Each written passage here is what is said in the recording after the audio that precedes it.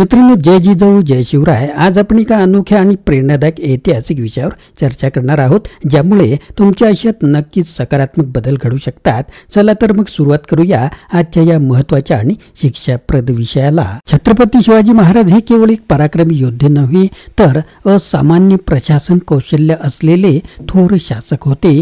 स्वराज्य उभारण्यासाठी त्यांनी एका अद्वितीय प्रशासकीय यंत्रणेची रचना केली, जी इतिहासात अष्टप्रधान मंडळ म्हणून ओळखली जाते. हे अष्टप्रधान मंडळ आणि सेनापती हे स्वराज्याचे खांब होते, ज्यांनी शिवाजी महाराजांच्या स्वप्नाला मूर्त रूप दिलं होतं. या व्हिडिओत आपण जाणून घेणार आहोत अष्टप्रधान मंडळाची रचना कशी होती, त्याची वैशिष्ट्ये आणि ऐतिहासिक महत्त्व काय होते, तसेच सेनापतींची भूमिका आणि त्यांचे योगदान कशा प्रकारचे होते. पुरुषोत्तम खेडेकर, बाबासाहेब पुरंदरे, जदुनाथ सरकार आणि महादेव गोविंद रानडे यांच्या लेखनातील ऐतिहासिक संदर्भावर आधारित आपण शिवाजी महाराजांच्या या अद्वितीय व्यवस्थेचा सखोल अभ्यास करूया. चला स्वराज्य उभारणीच्या या प्रेरणादायी प्रवासाला आपण सुरुवात करूया. मित्रांनो, आजच्या व्हिडिओत आपण काय काय पाहणार आहोत, तर अष्टप्रधान मंडळाची रचना शिवाजी महाराजांनी कशी उभारली, अष्टप्रधान मंडळातील 8 पदांची महत्त्वपूर्ण कार्य कोणती होती, अष्टप्रधान मंडळाच्या स्थापनेमागील ऐतिहासिक आणि राजकीय उद्दिष्टे नेमकी काय होती, अष्टप्रधान मंडळाच्या माध्यमातून स्वराज्य प्रशासन कसे सुदृढ झाले, सेनापतींच्या नेमणुकीमागील शिवाजी महाराजांचे दृष्टिकोन नेमके काय होते, सेनापतींनी स्वराज्याच्या विस्तारासाठी कोणत्या लढाया लढल्या आणि त्यांच्या योगदानाचे महत्त्व काय आहे, अष्टप्रधान मंडळाच्या स्थापनेतून शिवाजी महाराजांनी आधुनिक प्रशासनाचा कोणता पाया घातला. कुळवाडी, भूषण आणि राजाशिव छत्रपती या ग्रंथांमध्ये अष्टप्रधान मंडळाबद्दल कोणते महत्त्वाचे संदर्भ आहेत. जदुनाथ सरकार आणि महादेव रानडे यांच्या मते अष्टप्रधान मंडळाचे ऐतिहासिक योगदान काय आहे. अष्टप्रधान मंडळ आणि सेनापतींच्या एकत्रित कार्यामुळे स्वराज्य कसे बळकट झाले. मित्रांनो, आपण जर चॅनलवर नवीन असाल तर चॅनलला सबस्क्राईब करायला विसरू नका. सुरुवात करूया आजच्या माहितीपूर्ण व्हिडिओला. शिवाजी महाराजांचे अष्टप्रधान मंडळ. महाराष्ट्रात छत्रपती शिवाजी महाराजांनी जून 1674 मध्ये स्वतःच राज्याभिषेक करून घेतला आणि मराठ्यांच्या स्वतंत्र आणि सार्वभौम राज्याचा जयघोष केला. शिवाजी महाराजांनी राज्याभिषेकाची कल्पना ही अतिशय व्यापक व प्रभावी होती. या कल्पनेमुळे निर्विकार पडलेल्या मराठी माणसाला एक चेतना मिळाली. या समारंभ प्रसंगी शिवाजी महाराजांनी छत्रपती हे पद धारण केले. छत्रपती हे स्वराज्याचे सार्वभौम व सर्व सत्ताधारी होते. त्यांच्यावर कोणाचेही नियंत्रण नव्हते. राज्याच्या सर्व क्षेत्रात त्यांची निरंकुश सत्ता चालत होती. न्यायदानाचे अंतिम अधिकार छत्रपतींकडेच होते. याच प्रसंगी शिवाजी महाराजांनी अष्टप्रधान पद्धती स्वीकारली. राज्यकारभाराची निरनिराळी कामे त्यांनी या मंत्र्यांकडे सोपवली होती. ते मंत्री आपल्या कामांबद्दल वैयक्तिकरित्या छत्रपतींना जबाबदार असत. अष्टप्रधान संस्थेचा राज्याभिषेक विधीत समावेश करून तिला धार्मिक स्वरूप कसे देण्यात आले हे शिवाजी महाराजांच्या उपलब्ध असलेल्या वर्णनावरून दिसून येते. राज्याभिषेकाच्या वेळी सिंहासनाच्या सभोवार हातात सुवर्ण कलश घेतलेले प्रधान 8 दिशांना उभे राहिले होते. पूर्वेला मुख्य प्रधान मोरोपंत पिंगळे हाती सुवर्ण कलश घेऊन उभे राहिलेले होते. दक्षिणेस सेनापती हंबीरराव मोहिते दुधाचा रौप्य कलश घेऊन उभे राहिलेले होते. पश्चिमेस रामचंद्र नीलकंठ पंडित अमात्य दही दुधाने पूर्ण भरलेला तांब्याचा कलश घेऊन उभे राहिलेले होते. तर उत्तरेस छांदोगामात्य प्रधान रघुनाथराव पंडित मधुपूर्ण सुवर्ण कलश घेऊन उभे राहिलेले होते. त्यांच्याजवळ मातीच्या कुंभात समुद्राचे पाणी व महानद्यांचे पाणी भरून ठेविले होते. उपदिशांच्या ठाई क्रमाने आग्नेयेला छत्र घेतलेले सचिव अण्णाजी दत्तू पंडित, सचिव नैऋत्येला पक्वानांची थाळी हाती घेतलेले सुमंत जनार्दन पंडित, वायव्येस चामर घेतलेले मंत्री दत्तू त्रिमल व ईशान्येला दुसरे चामर घेऊन न्यायाधीश बाळाजी पंडित उभे राहिलेले होते. राज्याभिषेकाच्या वेळी अष्टप्रधानांची नेमणूक पूर्ण झाली. यावेळी शिवाजी महाराजांनी आपल्या मंत्र्यांना संस्कृत नावे दिली. ही मंत्रिपदे वंश परंपरागत न ठेवता कर्तबगारीवर ठरवण्यात यावीत असे सांगितले. आता पाहूया अष्टप्रधान मंडळातील मंत्री आणि त्यांची कामे कोणती होती आणि प्रथम कोणते व्यक्ती त्यावर नेमलेले होते आणि त्यांना नेमका पगार किती देण्यात येत होता. छत्रपती शिवाजी महाराजांच्या अष्टप्रधान मंडळात कोणते मंत्री होते तर पहिले होते पंतप्रधान म्हणजेच पेशवा मोरोपंत त्र्यंबक पिंगळे. छत्रपती शिवाजी महाराजांच्या मंत्रिमंडळातील प्रथम क्रमांकाचे सर्वोच्च मंत्री. छत्रपती शिवाजी महाराजांनंतर स्वराज्यावर यांचा अधिकार चालत असे. स्वराज्याच्या सर्व राज्यकारभारावर यांना देखरेख ठेवावी लागत असे. महाराजांच्या गैरहजेरीत राजाचा प्रतिनिधी या नात्याने राज्यकारभार पंतप्रधानाला सांभाळावा लागत असे. यावरून या पदाचे महत्त्व आपल्याला लक्षात येते. पंतप्रधानाला वार्षिक 15,000 होन पगार मिळत असे. दुसरे होते पंत अमात्य मुजुमदार रामचंद्र नीलकंठ. मंत्रिमंडळातील हा महत्त्वाचा मंत्री होता. स्वराज्यातील सर्व महाल परगण्यांचा एकूण जमा खर्च त्या महाल परगण्यातील अधिकाऱ्यांकडून लिहून घेऊन तो तपासून बरोबर आहे की नाही हे पाहण्याचे त्याचे काम होते. तसेच लिहून तो तपासून महाराजांसमोर सादर करावा लागत असे. पंत अमात्यांना वार्षिक 12,000 होऊन असा पगार होता. तिसरे होते पंत सचिव सुरनीस अण्णाजी पंत दत्तो. हा सुद्धा एक महत्त्वाचा मंत्री असून सर्व जाणाऱ्या येणाऱ्या पत्रव्यवहारावर लक्ष ठेवणे हे त्याचे काम होते. छत्रपती शिवाजी महाराजांकडून निरनिराळ्या सुभेदारांना व इतर अधिकाऱ्यांना वेळोवेळी आज्ञापत्रे पाठवली जात. प्रत्येक आज्ञापत्र खालिता जाण्यापूर्वी त्यावर पंत सचिवांना लक्ष ठेवावे लागत असे. स्वराज्याचे सर्व दप्तर सांभाळण्याचे कामही त्यांच्याकडेच होते.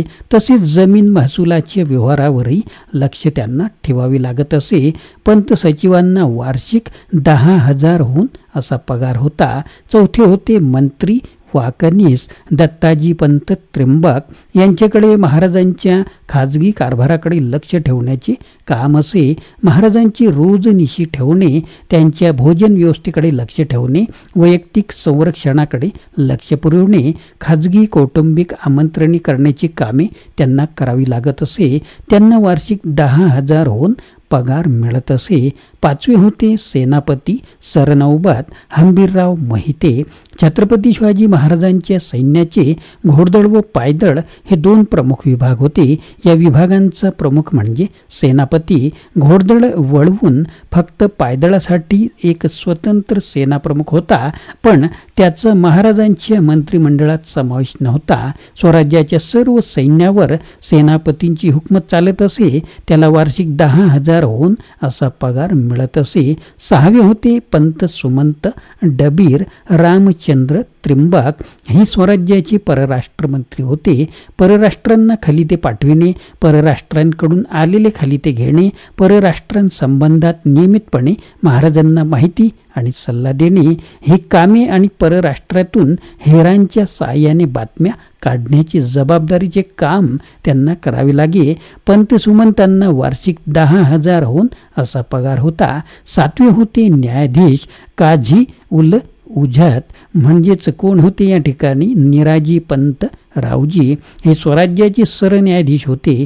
दिवाणी व फौजदारी दोन्ही प्रकारच्या गुन्ह्यांबाबत खटले चालवून न्यायनिवाडा करून रयतेला न्याय देणे हे काम त्यांचे होते. त्यांना वार्षिक 10,000 होऊन असा पगार मिळत असे. आठवे होते पंडितराव दानाध्यक्ष सद्र महोत्सव मोरेश्वर पंडित. हे धर्म खात्याचे प्रमुख होते. दान धर्म करणे, पंडित विद्वान ब्राह्मणांचा सन्मान करणे, यज्ञ करणे, नियमित चालणाऱ्या धार्मिक कार्यांबाबत सल्ला देणे, शास्त्रार्थ पाहणे ही त्यांची कामे असत. त्यांना वार्षिक 10,000 होऊन पगार मिळत असे. प्रधान अमात्य सचिव मंत्री, सुमंत न्यायाधीश धर्मशास्त्री, सेनापती त्यात असे सुजाणा, अष्टप्रधानी शिवमुख्य राणा. मंत्र्यांची नेमणूक करताना महाराजांनी अत्यंत दक्षता घेतलेली होती. व्यक्तींचे गुणदोष पाहून नेमणूक केली होती. एखाद्या प्रधानाच्या पश्चात त्याच्या मुलांना लोकांना किंवा नातेवाईकांना ते या पदास लायक नसतानाही केवळ ते मंत्रीचे मुले म्हणून मंत्रीपद देण्यास महाराजांचा विरोध होता. अष्टप्रधान मंडळाचे महत्त्व काय होते तर स्वायत्तता आणि सल्लागार मंडळ. अष्टप्रधान मंडळाच्या प्रत्येक मंत्र्याला स्वायत्तता होती, परंतु ते शिवाजी महाराजांचे विश्वासू सल्लागार होते. संघटित प्रशासन, यामुळे स्वराज्याचे प्रत्येक विभाग व्यवस्थितपणे चालले. कार्यविभाजन, प्रत्येक मंत्र्याला विशिष्ट जबाबदारी दिल्यामुळे प्रशासनातील गोंधळ हा होत नसे. उत्तम निर्णय प्रक्रिया, मंत्र्यांच्या सल्ल्यानुसार शिवाजी महाराज महत्त्वाचे निर्णय घेत होते. अष्टप्रधान मंडळाची वैशिष्ट्ये कोणती होती तर नियोजनबद्धता, मंडळाच्या माध्यमातून धोरणे आखणे व अंमलात आणणे सुलभ झाले. कार्यक्षमतेवर भर, योग्य व्यक्ती योग्य ठिकाणी नेमल्यामुळे कार्यक्षमता वाढली. शिवाजी महाराजांची दृष्टी, आधुनिक प्रशासनाची बीजे अष्टप्रधान मंडळाच्या रूपात शिवाजी महाराजांनी पेरली. सैनिक आणि नागरी व्यवस्थापन दोन्ही पातळ्यांवर अष्टप्रधान मंडळ प्रभावी होते. तर मित्रांनो, अशा प्रकारे ही माहिती होती. तर अधिक माहिती अशी आहे की याशिवाय सरसेनापती व सरनौबत अशी वेगवेगळी जी 2 पदे होती, परंतु यांच्यातही अदलाबदल झालेली आहे. स्वराज्याची इमारत असंख्य खांबांवर उभी असली तरी त्यात मोठा वाटा केवळ सरसेनापती, सेनापती, सरनौबत, सरलष्कर, सरदार, तुकडी प्रमुख, सर्व सैन्य फौजा, किल्लेदार, तोफावाले तसेच आरमार प्रमुख, खलाशी अशा लढलेल्या समूहाचाच आहे. सर्व पायदळ व घोडदळ प्रामुख्याने सरसेनापतींकडेच असायचे. असे महाराजांच्या काळातील 5 सेनापती असत. माणकोजी 10 तोंडे बेंगळूरवरून येताना 1642 तुकोजी चोर, नेताजी पालकर सरनौबत व सरसेनापती होते. कडतोजी तथा प्रतापराव गुजर सन 1666 ते 24 फेब्रुवारी 1674 पर्यंत.